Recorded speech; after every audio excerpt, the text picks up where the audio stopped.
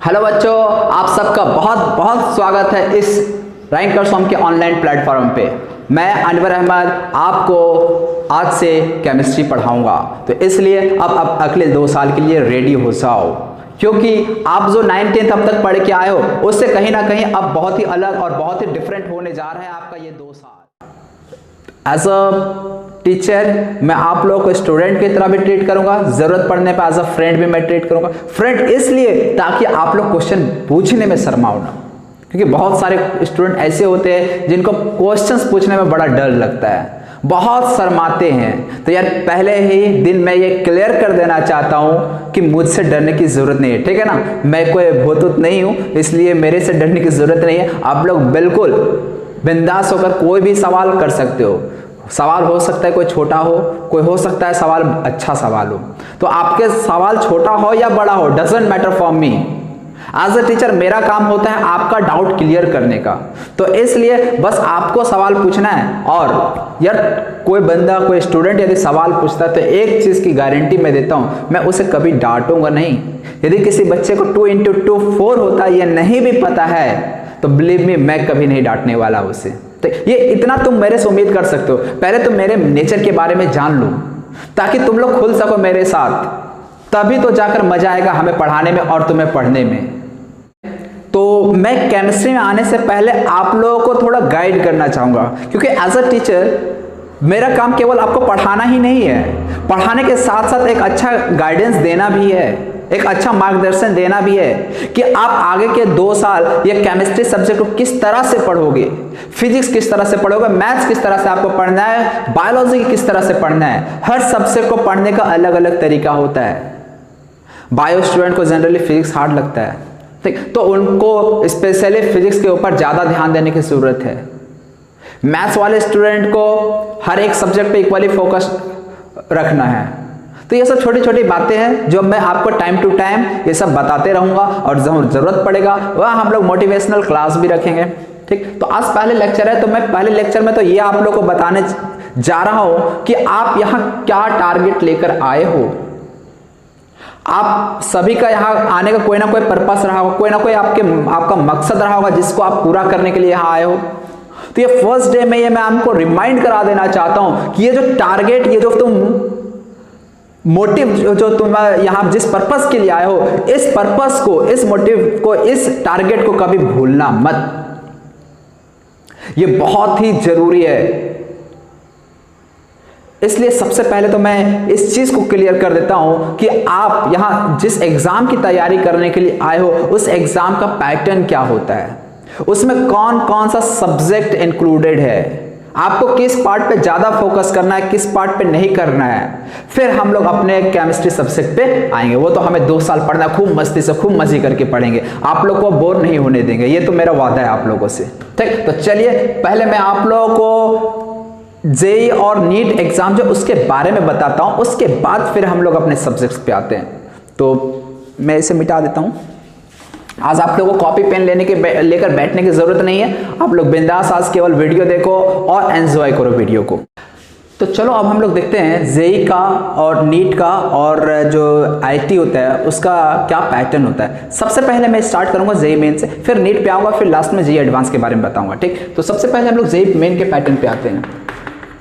JEE main, आप लोग इतना पता ही होगा जेई का फुल फॉर्म क्या होता है, ज्वाइंट एंट्रेंस एग्जामिनेशन, ठीक। तो ये ज्वाइंट एंट्रेंस एग्जामिनेशन होता है जेई मेन। सबसे पहली बात तो जेई मेन हम लोग क्यों देते हैं, तो जेई मेन हम लोग क्यों देते हैं, एनआईटी में एडमिशन के लिए देते हैं। क्यों देते हैं, एनआईटी में एडमिशन के लिए। एनआईटी क्या होता है, नेशनल इंस्टीट्यूट ऑफ टेक्नोलॉजी, ठीक। ये ऑलमोस्ट हर स्टेट में एक एनआईटी होता ही है, ठीक। तो ओवरऑल देखा जाए तो 28-29 एनआईटीज अभी हमारे देश में हैं, और ये देखा जाए तो एक तरह से engineering one of the top most engineering college होता है हर स्टेट का। तो आईटी के बाद बात की जाए तो सबसे अच्छा जो इंजीनियरिंग कॉलेज होता है वो होता है एनआईटी। अब हम लोग बात करते हैं जेई मेन का जो एग्जाम होता है, जो आपको 12th के बाद देना होता है, उसमें कौन कौन से सब्जेक्ट्स इंक्लूडेड होते हैं, ठीक। तो जेई मेन की बात की जाए तो इसमें मेनली फिजिक्स, केमिस्ट्री और मैथ्स, ये 3 सब्जेक्ट्स होते हैं। फिजिक्स यहाँ पे देखा जाए ये जो एग्जाम कंडक्ट कराया जाता है फिजिक्स केमिस्ट्री और मैथ्स, ये एक अलग बॉडी करवाता है, एनटीए के द्वारा ये टेस्ट कंडक्ट कराया जाता है, ये एग्जाम कंडक्ट कराया जाता है। एनटीए नेशनल टेस्टिंग एजेंसी, जैसे पहले जेईई मेन का जो सीबीएसई बोर्ड है वो एग्जाम लिया करती थी, तो अब जो आपका 10th 12th का एग्जाम लेती है सीबीएसई बोर्ड, वही इस जेईई मेन का एग्जाम को कंडक्ट करवाती थी। लेकिन अब ये एनटीए नेशनल टेस्टिंग एजेंसी, ये बॉडी है जो कि इस एग्जाम को कंडक्ट कराता है, जिसमें फिजिक्स केमिस्ट्री और मैथ सब्जेक्ट होगा। और साथ ही साथ अब फिजिक्स केमिस्ट्री और मैथ्स की बात की जाए तो इसमें नंबर ऑफ क्वेश्चन जो है वो 25 होते हैं, 25 क्वेश्चन, 25 क्वेश्चन, 25 क्वेश्चन। इससे पहले 2K19 तक 2019 तक फिजिक्स केमिस्ट्री और मैथ्स से 30 क्वेश्चंस हुआ करते थे, लेकिन इस ईयर से 2020 से पैटर्न बदल दिया गया और अब 25 क्वेश्चंस होता है। और इस 25 क्वेश्चंस में भी जो आप देख रहे हो ना, ये 20 क्वेश्चन जो होता है वो एमसीक्यूज टाइप्स होते हैं और 5 क्वेश्चन जो है वो ये इंटीजर बेस्ड टाइप होते हैं, numerical answer type. Numerical answer type का मतलब होता है कि जो आंसर होगा इसका वो कोई न्यूमेरिकल वैल्यू होगा, लाइक 1 2 3, 3.5 भी हो सकता है, 10 10.5 10.2, कोई भी फ्रैक्शनल वैल्यू भी हो सकता है, 100 101.67, कोई भी ऐसा फ्रैक्शनल वैल्यू हो सकता है, कोई भी लार्ज वैल्यू, कोई भी स्मॉल वैल्यू हो सकता है। तो ये 5 क्वेश्चंस इस तरह के होते हैं और 20 क्वेश्चंस एमसीक्यूज होते हैं। और हर क्वेश्चन जो है वो 25 क्वेश्चन इस तरह से हो गया, हर क्वेश्चन 4 मार्क्स का होता है। तो इस तरह से देखा जाए 24 क्वेश्चन इंटू 4, टोटल फिजिक्स कितने मार्क्स का पेपर हो गया, 100 मार्क्स का फिजिक्स हो गया। इसी तरह से केमिस्ट्री की बात करूं तो इस क्वेश्चन 4 मार्क का 25 इंटू 4 100। मैथ्स की बात की जाए 25 इंटू 4 100। तो यहां से देख सकते हैं टोटल क्वेश्चन जो आपको देखने को मिलेगा जेईई मेन एग्जाम में वो है 75। इस क्वेश्चन 4 मार्क्स का टोटल मार्क्स की बात की जाए तो ये हो जाता है 300। तो इस तरह से ये जो पेपर है ये 300 मार्क्स का होता है। इसके लिए आपको टाइम कितना दिया जाता है, तो 3 आवर्स का टाइम दिया जाता है, यानी आपको 3 आवर्स में 180 मिनट में कितने क्वेश्चन को सॉल्व करना होता है, 75 मिनट में सॉल्व करना होता है। अब ये तो हो गया टोटल मार्क्स। अब आपको मेन पर्पस आपका क्या है, जेईई मेन देने का पर्पस क्या है, एनआईटी में एडमिशन, आपको एनआईटी में मिल जाए, अच्छे इंजीनियरिंग कॉलेज में एडमिशन मिल जाए, इसलिए आप एनआईटी जेईई मेन का एग्जाम दे रहे हो। तो अब बात आती है कि 300 मार्क्स में क्या सर हमें 300 आउट ऑफ 300 स्कोर करना पड़ेगा या फिर उससे कम। तो याद रखेंगे 300 में आपको 300 स्कोर नहीं करना, आपको यहाँ 80%, 90%, 70% भी स्कोर नहीं करना है एनआईटी में एडमिशन के लिए। आप यदि केवल 50% भी स्कोर कर लेते हो तो आपको एक अच्छा एनआईटी मिल जाएगा। थोड़ा आपको अजीब लग रहा होगा, स्ट्रेस फील हो रहा होगा यार 50% मार्क्स में हमें अच्छा एनआईटी मिल जाएगा, ये कैसी बात हुई यार। तो देखो 300 में आप यदि 150 प्लस ले आते हो तो डेफिनेटली आपको अच्छा एनआईटी मिल जाएगा। और यदि चाहते हो कि यार एनआईटी मिल जाए तो आप 120 प्लस भी लाओगे तो एनआईटी मिल जाता है, ठीक, एनआईटी मिल जाएगा, ठीक ठाक एनआईटी मिल जाओगे, रेस्पेक्ट मतलब इज्जत कमाने लायक हो जाओगे 120 प्लस भी लाते हो। और 150 प्लस में तो अच्छा एनआईटी मिल जाएगा, अच्छा ब्रांच भी मिल जाएगा। अब आप यदि सोच रहे हो यार तुम रैंक 5000 रैंक 1000 के अंदर टॉप 100 में, तो उसके लिए फिर आपको 250 के ऊपर जाना पड़ेगा, तब आपका जाकर टॉप 100 में टॉप 500 में रैंक लगेगा, ठीक। तो मैं उसकी बात अभी नहीं कर रहा। तो आप जितना अच्छा मार्क्स लाओगे आपको उतना अच्छा ब्रांच मिलेगा, उतना अच्छा कॉलेज, उतना अच्छा ब्रांच मिलेगा। तो ये आपके ऊपर है, ठीक, आपके मेहनत के ऊपर है। अब बात आता है कि सर आपने कहा कि 300 में से ओनली 150 मार्क्स, ओनली 120 मार्क्स, देखने में तो बड़ा कम लग रहा है। इससे पहले तो यार तुम लोग बड़े तीसमार खान बनते होगे यार, 80% और 90% का तो वैल्यू ही नहीं होता था, और अब तो यार मेरे को ओनली 50% और 40% स्कोर करने को बोल रहे हैं सर, बड़ा आसान है यार मैं तो कंफर्म एनआईटी निकाल लूंगा। तुम लोग के दिमाग में हो सकता है ऐसी बातें भी चले। तो यार आसान है, लेकिन उनके लिए आसान है जो मेहनत कर रहे हैं, जो सही डायरेक्शन में मेहनत कर रहे हैं। लेकिन केवल ये देखकर यदि सोच रहे हो कि बहुत आसान है हमारे लिए जेईई मेन, तो भूल जाओ, ऐसा नहीं है। क्यों नहीं है, मैं इस चीज को अभी क्लियर कर देता हूं। देखो जो तुम 10th और 12th का जो बोर्ड एग्जाम देते हो, 10th और 12th के बोर्ड एग्जाम में क्या होता, आपका जो पेपर होता है, जैसे मैं 12th यदि बोर्ड की बात करूं तो 12th बोर्ड में क्या होता है, फिजिक्स का पेपर किसी एक दिन होता है, फिर आपको 4-5 दिन का गैप दिया जाता है, फिर केमिस्ट्री का पेपर होता है, फिर आपको एक हफ्ते का गैप के बाद फिर मैथ्स का पेपर होता है। मतलब फिजिक्स का पेपर कोई और दिन होता है, केमिस्ट्री का पेपर कोई और दिन होता है, मैथ्स का पेपर कोई और दिन होता है। तो हर पेपर अलग अलग दिन होता है और उसमें भी आपको कुछ गैप्स दे दिया जाता है। तो ये जो गैप होता है ना, उसमें आप बहुत अच्छे से पढ़ लेते हो। और साथ ही साथ 12th का जो पेपर आता है उसमें आपका सिलेबस 11th और 12th का नहीं होता, केवल आपका सिलेबस 12th का होता है, एक ईयर का सिलेबस होता है ओनली। लेकिन जो जेईई मेन का एग्जाम है इसमें सिलेबस 11th और 12th दोनों का होता है। मतलब इसके लिए आपको 11 12 दोनों पढ़कर जाना पड़ेगा। और आप देख रहे हो इसमें कोई गैप नहीं, इसी 3 घंटे में जो आप 2 साल पढ़ रहे हो 11th और 12th वो पूरा का पूरा आपके दिमाग में होना चाहिए। पता चला यार हम एग्जाम देने गए, कोई फार्मूला याद नहीं आ रहा, बैठकर सोच रहे हैं कि यार इसका फार्मूला क्या था, ये बाय में था या इनटू में था। इतना सोचोगे तो टाइम निकल जाएगा, क्योंकि देख रहे हो 3 और 180 मिनट में आपको 75 क्वेश्चन सॉल्व करना है। तो यार क्वेश्चन पढ़ के आपको झट से दिमाग में आना चाहिए, यार यहाँ तो ये फार्मूला लगेगा, ये क्वेश्चन तो इस तरह से बनेगा। आपको हर सवाल के लिए बहुत ही कम समय दिया जा रहा है। 2 और कितना टाइम बोल सकते हैं हम लोग, ये 180 मिनट हो गया ना, 180 अपॉन 75, यानी हर क्वेश्चन के लिए आपको 2.4 मिनट का समय मिलेगा। अप्रॉक्स हम कह सकते हैं आपको हर सवाल के लिए 2.5 मिनट का 2.5 मिनट का समय मिल रहा है। तो आप सोच सकते हैं आपको किस रफ्तार से सोचना है। अब हाँ, तो जेईई में इतना भारी क्यों हो जाता है यार, 150 प्लस में ही क्वालिफाई क्लियर हो जाता है। तो एक चीज तो समझ में आया, क्योंकि इसमें जो सवाल है वो केवल 12 से नहीं होता, 11th और 12th दोनों एग्जाम से होता है। दूसरी बात, इसमें जो क्वेश्चंस होगा ना जेईई मेन का, आप उम्मीद यदि कर रहे हो कि यार आपको डेफिनेशन और एक्सप्लेनेशन रट कर और समझ कर चले गए और ये तुम्हारे से एग्जाम निकल जाएगा, तो भूल जाओ, ऐसा नहीं होता है। जब तक आप हर सब्जेक्ट को बहुत समझ के नहीं पढ़ोगे, बहुत कॉन्सेप्ट वाइज यदि आप स्टडी नहीं कर रहे हो, तक ये एग्जाम आपसे नहीं निकलने वाला है। हर चीज को समझना पड़ेगा। सवाल आपको बहुत हाई फाई नहीं देगा, आप जो पढ़ के जा रहे हो वहीं से सवाल पूछा जाएगा, लेकिन सवाल पूछने का तरीका कुछ और होगा। इसलिए हर चीज को मैं आज ही बता दे रहा हूं। यदि सोच रहे हो कि यार सर ये डेफिनेशन लिखवा दिया, हम डेफिनेशन रट लेंगे और हम एग्जाम में करके आ जाएंगे, तो यार ऐसा नहीं होने वाला। हर चीज आपको समझकर कॉन्सेप्ट वाइज पढ़ना है। यार दो दोस्त एक बार नदी में ट्रैवल कर रहे थे, तो जब दोनों दोस्त एक नाव से एक बोट से ट्रैवल कर रहे थे, जब वो दोनों दोस्त नदी के बीच में पहुंचता है तो एक दोस्त क्या देखता कि उस बोट में एक होल था, नाव में होल था और उस होल से पानी उस बोट में आ रहा था। तो वो दोस्त, वो लड़का सोचता है यार ये पानी इधर से आ रहा है, तो मैं क्यों ना एक दूसरा होल कर देता हूं, तो जो ये पानी यहां से आ रहा है, इस होल से आ रहा है, वो उस होल से वापस नदी में चला जाएगा। तो ये सोचकर वो दूसरा जो दोस्त था उसका, वो दोस्त वहां एक और होल कर देता है।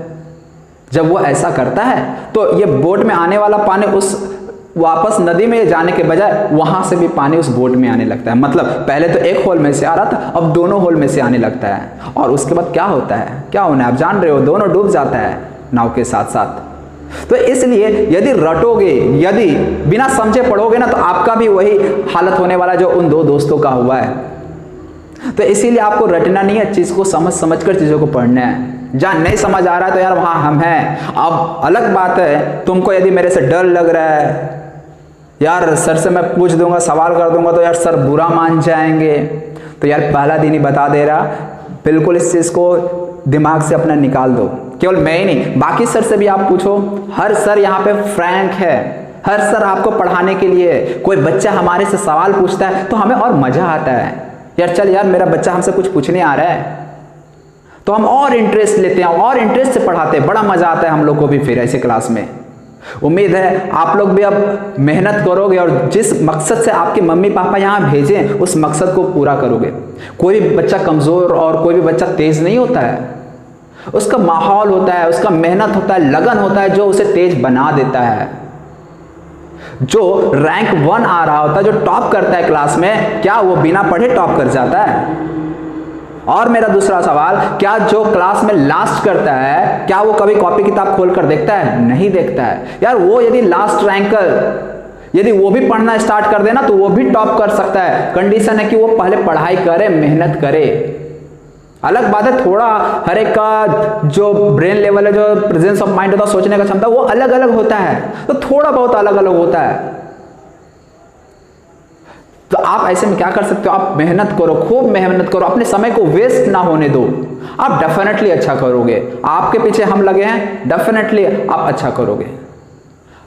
तो ये देखो जो जे मेन का पैटर्न था, इसमें एक चीज तो आप लोगों को समझ में आया होगा इतना क्यों आसान डिफिकल्ट हो जाता है ये एग्जाम, क्योंकि एक तो आपका सिलेबस जो वो 2 ईयर से होता है, दोनों साल से होता है, 11th और 12th से दोनों ईयर से सिलेबस होता है, और साथ ही साथ जो पेपर में आपको जो क्वेश्चंस दिखेगा ना, वो आपको कोई रटा रटाया क्वेश्चंस नहीं दिखने वाला है। आपको हर एक चीज को कॉन्सेप्ट वाइज समझकर सॉल्व करना होता है। कोई भी क्वेश्चन आपको बिल्कुल पुराना नहीं दिखेगा, हर क्वेश्चन आपको नया ही दिखेगा। यानी 75 क्वेश्चन है तो इसमें से 60 क्वेश्चन तो ऐसे होते हैं ना जो आपको फर्स्ट टाइम दिखेगा, तो आप उसकी टेंशन ना लें। आपको यहाँ इतना प्रैक्टिस करा दीजिएगा, इतना प्रैक्टिस करा दिया जाएगा कि आपको आपके लिए कोई भी क्वेश्चन नया नहीं होने वाला है। बस आपको उसी तरह से आपको पढ़ना भी होगा, उसी मेहनत से आपको पढ़ना भी होगा। केवल एक चीज ध्यान रखना, जो आप लोग को नोट्स पढ़ा दिया जाए इस चीज को नोट कर लेना यार, कॉपी के फर्स्ट पेज में ही। पहली बात मेरा हमेशा ध्यान रखना, जब भी हम क्लास में कुछ पढ़ा रहे हैं तो उस चीज को अगले दिन पढ़कर आना है। जब भी जो चीज मैंने पढ़ाया आज उसे घर में जाके सबसे पहले रिवाइज करना है, तभी कुछ और आपको पढ़ना है। आगे का पढ़ना है, पीछे का पढ़ना है, वो बाद में। पहले तो जो आज आपको पढ़ाया गया वो आपको पढ़ना है, रिवाइज करना है, तब जाकर भले हो सकता है यार आप तेज हो सकता है यार आज हमें सर ने समझाया, मुझे तो सब कुछ समझ आ गया, मुझे पढ़ने की क्या जरूरत है। तो यार ऐसा सोच मत रखना, ठीक है। पहले बता दे रहा हूं, जो भी चीज पढ़ाए इवन यार तुम्हें समझ आ भी गया हो ना तो कोई बात नहीं यार, जहां हमें 1 घंटा पढ़ाया गया मेरा 10 मिनट में रिवीजन हो जाएगा। आपको कौन सा समय देना है, उसे जस्ट रिवाइज तो करना है। यदि क्लास में समझ में आ गया कोई बात नहीं, अब जस्ट एक लुक देख लो, समझ आ जाएगा, हो गया रिवीजन। ये बहुत इंपॉर्टेंट है। ऐसा आप लोग करोगे तो जो चीज अभी देखे उसको फिर यदि घर पे जाके देखते हो ना तो वो चीज हमेशा मेमोरी में सेट हो जाती है, वो फिर भूलोगे नहीं तुम लोग। और प्लस अगला दिन जो भी मैं पढ़ाऊंगा ना तो हर एक लेक्चर हमारा प्रीवियस लेक्चर से लिंक्ड होता है, तो वहां भी आप लोग को दिक्कत नहीं जाएगी, ठीक। तो जो मैं जिस तरीके से बोल रहा हूँ ये चीज आप लोग ध्यान से नोट कर लेना, इस चीज को आप नोट कर लेना। जो मैं पढ़ाऊंगा वो आपको पढ़ना है, पढ़ के आना है, ठीक। चलिए, तो अब आपको ये चीज समझ में आ गया हो कि इतना आसान क्यों नहीं 150+। अब इसमें एक चीज होता है कट ऑफ मार्क्स। जैसे हम लोग 10th या 12th का एग्जाम देते तो उसमें कट ऑफ मार्क्स होता है कि यार 10th में हम 33% तो लाना ही पड़ेगा, यदि 33% नहीं लाते हैं तो यार हम फेल हो जाएंगे, हमको फिर से रिपीट करना पड़ेगा वही क्लास, ठीक। तो इसी तरह से इसमें भी एक कट ऑफ मार्क्स डिसाइड किया था, जिसे पासिंग मार्क्स नहीं करते, कट ऑफ मार्क्स करते। कट ऑफ मार्क्स क्या होता है, कट ऑफ मार्क्स ये भी मिनिमम मार्क्स होता है जो आपको लाना पड़ेगा जेईई मेन क्वालिफाई करने के लिए। जैसे 33% होता है ना, तो इसमें भी कट ऑफ मार्क्स होता है। 300 में से मान लो यदि मैं जनरल की बात करूं तो ये ऑलमोस्ट 70 to 80 जाता है जनरल वालों के लिए, जो ओपन कैटेगरी के स्टूडेंट होते हैं। जो ओबीसी कैंडिडेट हैं उनके लिए 60 मार्क्स के अप्रॉक्स जाएगा ये कट ऑफ, और जो ओबीसी एससी होंगे वो 30-40 के आसपास उनका कट ऑफ जाता है। कट ऑफ का मतलब ये कि आप जेईई में जस्ट क्वालिफाई कर लिए हो, इस गलत फहमी में मत रहना कि आप कट ऑफ क्लियर कर लिए तो आपको एनआईटी मिल जाएगा, ऐसा नहीं है, ठीक है ना। आपको एनआईटी यदि चाहिए ना तो आपको कम से कम 120 लाना पड़ेगा, 120+ स्कोर करना पड़ेगा, और यदि अच्छा एनआईटी चाहिए तो 150+ लाना पड़ेगा। और ये 120 से 150+ ये ऐसा रेंज है ना, इस बीच में लाखों लाख स्टूडेंट होते हैं, इस बीच में कम से कम 1 लाख से 1.5 लाख स्टूडेंट होते हैं केवल इस 30 मार्क्स के बीच। तो इसीलिए 120 क्रॉस करने के बाद 150+ क्रॉस करना बहुत, अब क्यों नहीं हो पाता, क्यों कम आता है, तो वो सब सिली मिस्टेक्स होता है जो कि आपको रेगुलर टेस्ट देने से आपको एक्सपीरियंस हो जाएगा। आप लोग का टेस्ट बार बार हर वीक में या हर टॉपिक के खत्म होने के बाद आपका टेस्ट लिया जाएगा, तो आप लोग को इतना प्रैक्टिस हो जाएगा, आप समझ जाओगे कि आपको कहाँ गलती करना है, आपको कहाँ गलती नहीं करना है, ठीक है। ये सब चीज़ आपको समझ में आ जाएगा। तो ये कट ऑफ मार्क्स, अब ये कट ऑफ मार्क्स जो है वो फिक्स नहीं रहता, किसी ईयर ये 70 मार्क्स जा रहा है, किसी ईयर 75 मार्क्स भी जा सकता है, किसी ईयर यार 80 मार्क्स भी हो सकता है। तो वो डिपेंड करता है कि इस एग्ज़ाम में जो पेपर था वो इजी था या डिफ़िकल्ट था। यदि पेपर डिफ़िकल्ट रहा होगा तो ये कट ऑफ लो जाएगा, यदि पेपर इजी रहा होगा तो कट ऑफ हाई जाएगा। इसी तरह से नंबर ऑफ कैंडिडेट्स जो अपियर हो रहे एग्जाम के लिए उस पर भी डिपेंड करता है। नंबर ऑफ कैंडिडेट्स यदि ज़्यादा हैं तो ऐसे में कट ऑफ ज़्यादा जाएगा, नंबर ऑफ कैंडिडेट्स कम बैठ रहे हैं तो ऐसे में कट ऑफ लो जाएगा। तो वो हर साल चेंज होता रहता है, लेकिन चेंजेस जो है उतना मार्जिनल नहीं होता, बहुत कम होता है। ये 70-80 लिखे ना तो ऑलमोस्ट इसी में रहते हैं। ओबीसी का 60, 65, 55 इसी रेंज में रहता है। ठीक, तो आपको कट ऑफ के लिए नहीं पढ़ना है, कम से कम आप यहाँ आए हो तो आपको अच्छा एनआईटी चाहिए तो 150 प्लस, मतलब कि 50% एटलीस्ट स्कोर करना है, अच्छा एनआईटी आपको चाहिए तो। ठीक, तो ये जेईई के बारे में हो गया। अब मैं जो बायो स्टूडेंट्स हैं उनको भी एक ब्रीफ रिव्यू दे देता हूँ नीट एग्जाम का। ठीक, तो नीट एग्जाम जो है, पहले देखो एक चीज़, एम्स और नीट 2 एग्ज़ाम होता था मेडिकल वालों को के लिए, इसके अलावा भी जिपमर होता था और भी एग्ज़ाम होते थे। तो अब आप लोगों के लिए ये जो एम्स और जिपमर ये अलग अलग एग्ज़ाम होते थे, अब वो अलग अलग एग्ज़ाम नहीं होगा, अब इन सब के लिए एक कॉमन एग्ज़ाम होगा और इसका नाम है नीट। नीट का फुल फॉर्म क्या होता है आप लोगों को पता होना चाहिए, आप लोग इसकी तैयारी कर रहे हो। National eligibility cum entrance test. और ये एग्ज़ाम करवाता कौन है? तो ये भी एग्ज़ाम करवाता है एनटीए, मतलब इस एग्ज़ाम को भी कौन कंडक्ट कराते हैं? एनटीए, नेशनल टेस्टिंग एजेंसी, जो जेईई मेन का करवा रहे थे कंडक्ट। ठीक, तो नीट में इसके बाद फिर मैं आऊँगा जेईई एडवांस पे भी। नीट में यदि पेपर का पैटर्न देखा जाए तो इसमें फिजिक्स, केमिस्ट्री और बायो, ये 3 पेपर होता है। इसमें यदि बात की जाए फिजिक्स, केमिस्ट्री और बायो, तो फिजिक्स जो क्वेश्चंस होते हैं 45 क्वेश्चंस होते हैं, केमिस्ट्री से 45 होते हैं और बायो से 90 होता है। बायो का वेटेज ज़्यादा होगा यार, क्योंकि बायो स्टूडेंट्स हैं। ठीक, अब इसमें भी जो क्वेश्चंस होते हैं वो सिंगल स्टेट टाइप के होते हैं। Each question is of 4 marks. तो इस तरह से यहाँ पे देखा जाए तो ये 180 मार्क्स, ये भी 180 मार्क्स, ये भी 180 मार्क्स। तो इस तरह से टोटल जो आपको पेपर में क्वेश्चंस दिखेगा वो 45 क्वेश्चन फिजिक्स से, 45 क्वेश्चन केमिस्ट्री से एंड 90 क्वेश्चंस बायो से। तो इस तरह से टोटल 180 क्वेश्चंस हो गया। और इस क्वेश्चन 4 मार्क्स क्या होते हैं, तो इस तरह से टोटल मार्क्स कितना हो गया? 720 मार्क्स का पेपर हो गया। तो इस तरह से 720 का ये पेपर होता है। समय इसके लिए कितना मिलता है? तो अगेन 3 आवर्स मिलता है। 3 आवर्स का है तो 180 मिनट। तो देख रहे हो 180 मिनट और क्वेश्चंस भी कितना है? 180 क्वेश्चन, मतलब हर 1 मिनट में आपको एक क्वेश्चन सॉल्व करना है। ऐसा पेपर का पैटर्न। तो अगेन आपको डरना नहीं है। ये पेपर देखा जाए तो कट ऑफ की बात करूं, कट ऑफ का मतलब वही जो आपको पास करने के लिए, इस एग्जाम को क्वालिफाई करने के लिए चाहिए होता है। तो क्वालिफाई करने की बात करूं तो यार 120 और 130 मार्क्स में ही बच्चा क्वालिफाई कर जाता है नीट एग्जाम। लेकिन यदि सोच रहे हो नीट एग्जाम क्वालिफाई करने से आपको एमबीबीएस कॉलेज मिल जाएगा, बीडीएस कॉलेज मिल जाएगा, तो ऐसा नहीं है। जस्ट आप क्वालिफाई करके कुछ नहीं कर सकते हो। आपको क्वालिफाई करने के बाद भी कम से कम आपको 500 प्लस स्कोर करना पड़ेगा, 520 प्लस स्कोर करना पड़ेगा जनरल स्टूडेंट को जो ओपन कैटेगरी के हैं।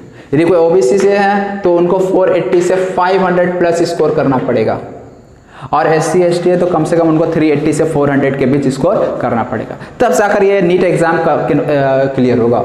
और नीट एग्जाम क्यों देते हैं? एमबीबीएस कॉलेज में एडमिशन के लिए। अब तो नीट के थ्रू एम्स जो है उसमें भी आपका नीट के थ्रू ही, इसी के रैंक के बेसिस पे आपका एम्स में भी एडमिशन होगा। जिपमर के बहुत सारे कॉलेज होते हैं तो वो सब में अब नीट के थ्रू ही एडमिशन होगा। तो ये नीट का पैटर्न था। ठीक, यहाँ पे थोड़ा देखने में आपको लग रहा होगा कि 180 क्वेश्चन 180 में, घबराओ मत, कोई बहुत भारी चीज़ नहीं है, हो जाएगा। तुम लोग को अभी लग रहा है तुम लोग 10 से जस्ट आए हो अभी। ठीक, तो 10 से 11 में बच्चा आता है तो थोड़ा डर जाता है।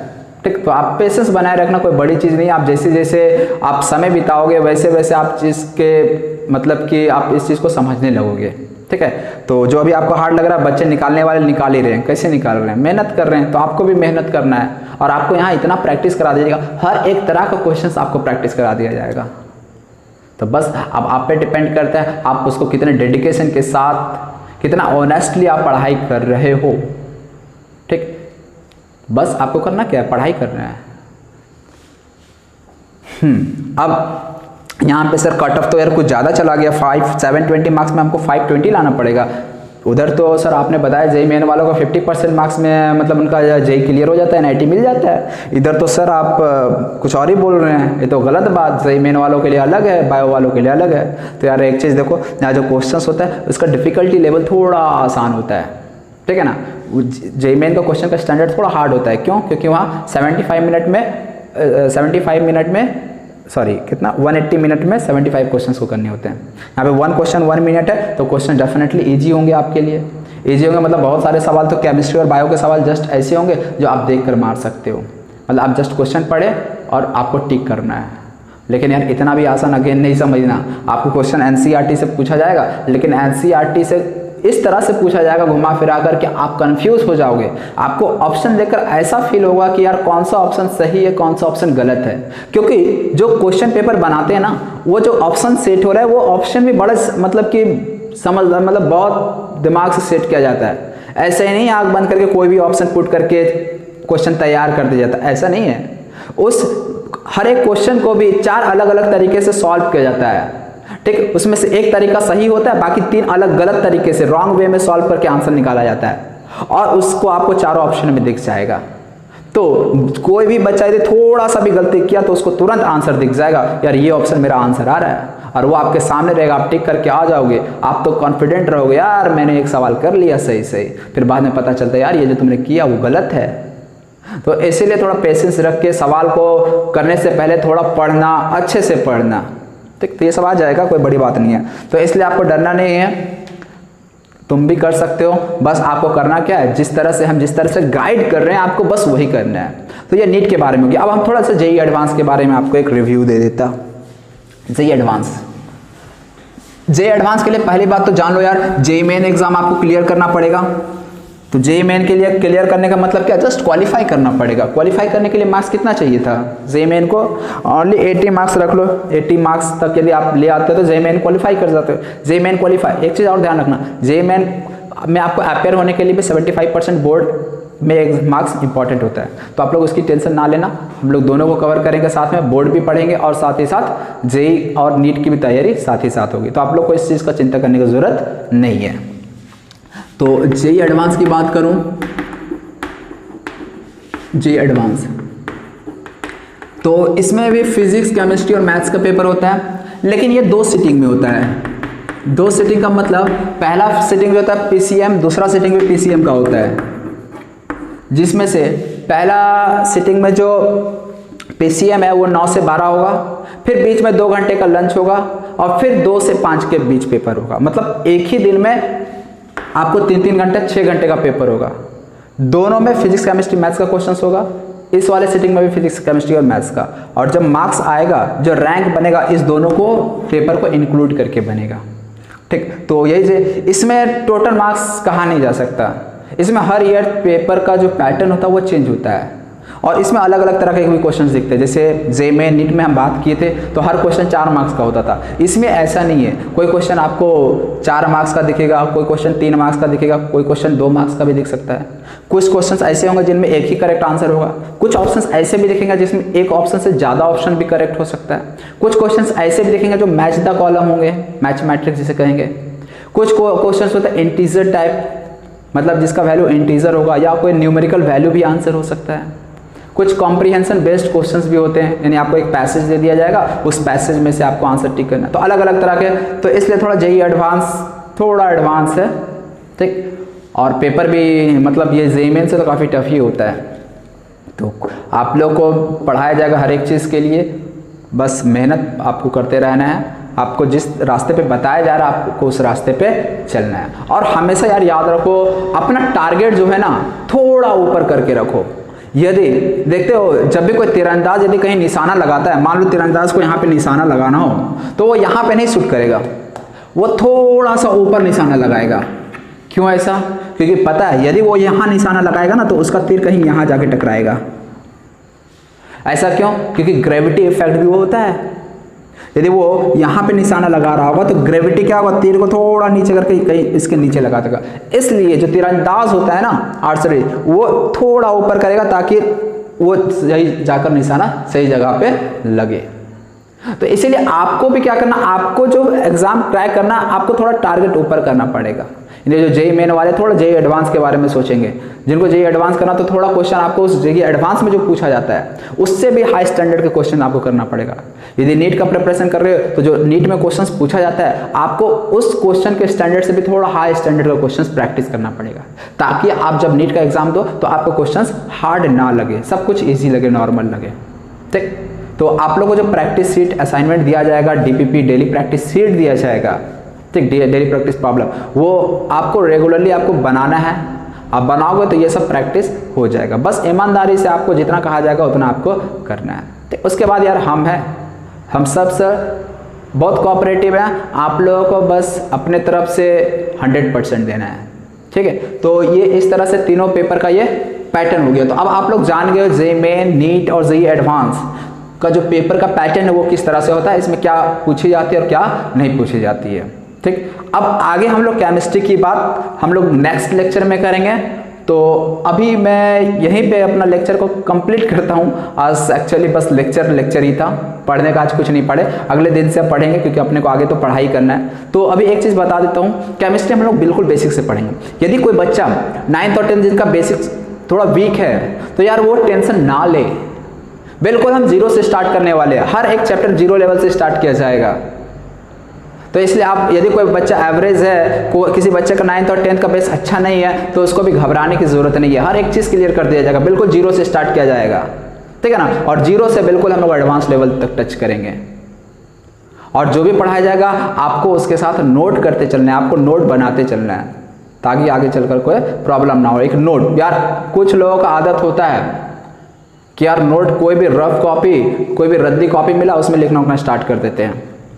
तो यार ये सब आदत छोड़ दो ईमानदारी से। कोई भी बच्चा हो, बहुत होशियार बच्चा हो या बहुत वीक बच्चा हो, हर एक को नोट्स बनाना जरूरी है, क्योंकि आपको लास्ट टाइम में वही नोट्स काम आने वाला है।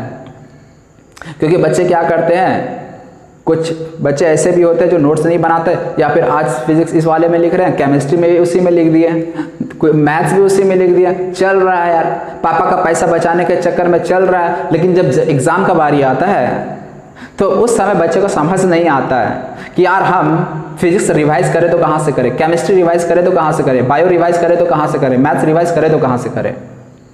क्योंकि ये 10th का एग्जाम नहीं है कि आप डेफिनेशन और एक्सप्लेनेशन आपको किसी बुक से या कोई भी आप एक बुक ले लो आपको मिल जाएगा। नहीं, जो हम लोग पढ़ाने जा रहे हैं ना, आपको बुक में भी खोजने से नहीं मिलेगा उस सिस्टमेटिक वे में। ये पहले मैं क्लियर कर दे रहा हूँ। वो एक चैप्टर में आप लोगों को पढ़ाऊंगा ना तो ये चीज़ क्लियर हो जाएगा कि आप बुक पलटते पलटते थक जाओगे, लेकिन जो पढ़ाया जा रहा है, जिस तरीके से हम लोग जिस सिस्टम में पढ़ा रहे हैं वो आपको तरीका नहीं मिलने वाला है। इसलिए नोट्स आपको स्ट्रिक्टली फॉलो करना है। हर एक सब्जेक्ट का नोट्स आपको अच्छे तरीके से बनाना है, और नोट्स बनाने के बाद भी आपको फर्दर जब चैप्टर कंप्लीट हो जाता है तो आपको फिर से एक शॉर्ट नोट्स बनाना 1 पेज या 2 पेज में, ताकि जो भी चैप्टर में इंपॉर्टेंट पॉइंट आप अपने लैंग्वेज में उसको वहां समराइज करके लिख सको, जो भी इंपॉर्टेंट फार्मूला है उसको आप उस पेज में लिख सको, ताकि आगे चलकर जब आपका टेस्ट यहाँ लिया जाए या आप कहीं बाहर एग्जाम देने जा रहे हो तो उस समय आपको सब कुछ पढ़ने की जरूरत ना पड़े। ठीक है ना, तो इसलिए इस चीज़ का आप लोग ध्यान रखना नोट्स का। और एक चीज़, जो भी क्लास में पढ़ाया जाता है वो आपको हर एक दिन घर पे जाके रिवाइज करना है, भले ही आपको यहाँ क्लास में समझ क्यों ना आ गया हो। तो ये सब चीज़ों का आप लोग ध्यान रखेंगे। ठीक, तो आगे हम लोग खूब मज़ा करेंगे यार, खूब मस्ती करेंगे। अभी आप लोग तो यहाँ हो नहीं, आप लोग होते तो और खूब मस्ती और खूब ढेर सारी बातें करते, लेकिन कोई बात नहीं, आप लोग जब आओगे तो हम लोग एक दूसरे को जान लेंगे अच्छे से। बट एक चीज़ ध्यान रखना, सवाल पूछने में शर्माना मत, ठीक है ना।